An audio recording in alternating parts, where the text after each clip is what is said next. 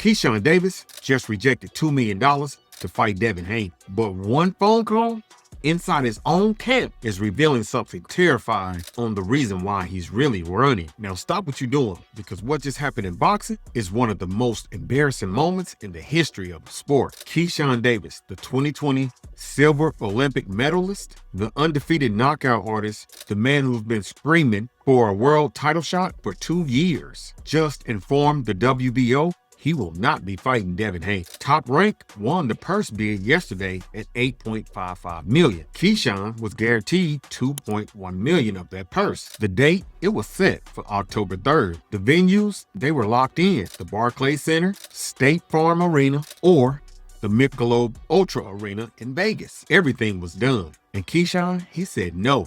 He didn't even counter. He didn't negotiate. He just walked away. And while the casuals, they calling him a coward, the insiders know there's something far more sinister happening behind the scenes, because this isn't about money. It's about survival. Let's look at the receipts, because this story goes deeper than just one phone call. The WBO officially ordered Devin Haney to defend his welterweight title against Keyshawn Davis back in June. Both parties had 20 days to negotiate. They couldn't agree. Now here's where it gets ugly. Keyshawn Davis, he's promoted by Top Rank. Devin Haney just signed a massive fight deal with DAZN. So Top Rank was essentially trying to promote both fighters on the same card, and they couldn't even get their own fighters to agree to the money. Bill Haney, Devin's father, went on record saying he offered Keyshawn more than the purse agreement, reportedly north of $3 million. Keyshawn still said no. Bill Haney said, "I got some good news and I got some bad news. The good news is they're in the gym. Keyshawn don't want no smoke."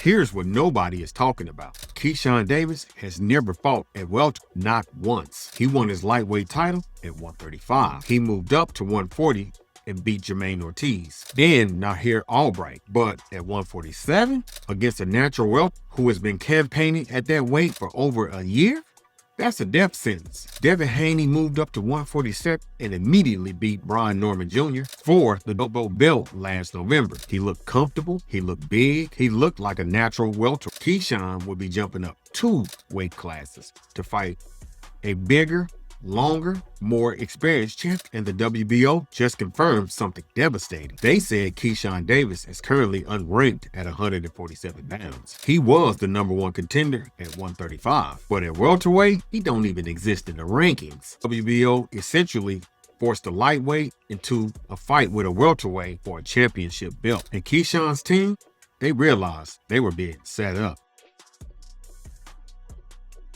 Now, let's break down the good and the bad of Devin Haney right now. The good: he's a 3-time division world champion. His jab is a piston. His defense is elite. He controls distance better than anyone in boxing. He has 33 fights and 0 losses. The bad: he can't punch. 15 knockouts in 33 fights, that's a terrible ratio for a welterweight. He wins boring decisions. The fans, they hate watching him. He is technically brilliant, but emotionally dead in the ring. But the weight class and the boring style, they are nothing to what I'm about to tell you. The silhouette that I showed you at the start, the phone call from inside Keyshawn's camp, it didn't come from his promoter. It came from a former sparring partner of Devin Haney. And what he said changed everything. Now let's break down the good and bad of Keyshawn Davis. The good: he's an Olympic silver medalist from Tokyo 2020. He has explosive hand speed that rivals Ryan Garcia. He has 10 knockouts in 15 fights, which is a 67% KO ratio, far more dangerous than Devin Haney. His combinations are vicious, and he has killer instinct that Devin Haney simply doesn't possess. The bad: he's never been tested at the elite level. His best wins were Jermaine Ortiz and Nahir Albright. Solid fighters, but nowhere near world champion caliber. He's never fought 12 rounds against a slick defensive counterpuncher. And the most critical part is he's never fought at 147 pounds. His body has never absorbed welterweight power. And this is where the secret phone call becomes relevant. Sources close to Keyshawn's camp have leaked that 3 weeks before the purse bid, Keyshawn flew to Vegas to spar with former Haney's training partner, a welterweight who mimics Haney's style. The long jab, the shoulder roll, and the constant movement. And Keyshawn, he couldn't touch him. For 6 rounds, the sparring partner made Keyshawn look like an amateur. He was too small. He was too slow at the heavier weight. His power shots, they were landing on gloves and elbows. By the end of the session, Keyshawn's corner knew the truth. At 147 pounds against Devin Haney's length and timing, Keyshawn would completely be neutralized. This is the real reason he walked away. It wasn't about $2 million. It was about disrespect. It was about self-preservation. Keyshawn saw the future, and the future was one-sided. Humiliating decision. Loss that would destroy his undefeated record and his entire brand.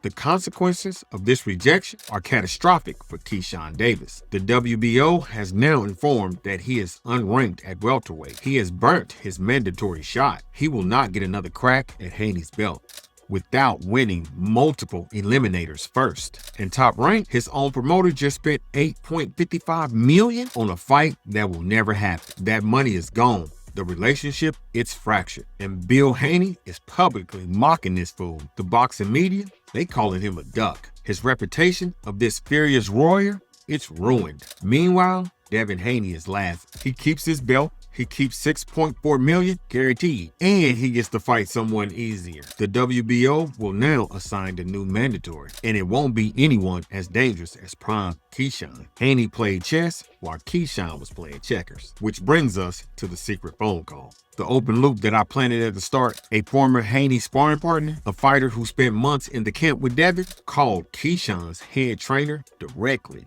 The message was simple. He's too long for you at 147. Don't take this fight. You'll never land clean. Keyshawn Davis at 147 physically cannot compete with Devin Haney. With Devin Haney's length and timing and his defensive mastery. The knockout power that makes Keyshawn dangerous at 135 and 140 completely disappear when he's fighting a man who's 3 inches taller and has a 4-inch reach advantage. Keyshawn didn't walk away because he was scared. He walked away because he was smart. But smart don't always sell pay-per-view.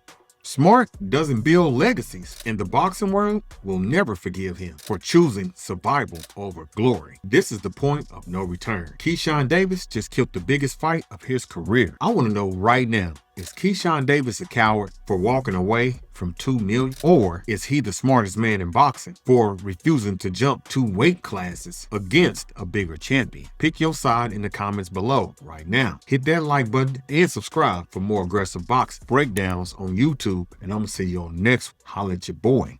Peace. I'm out.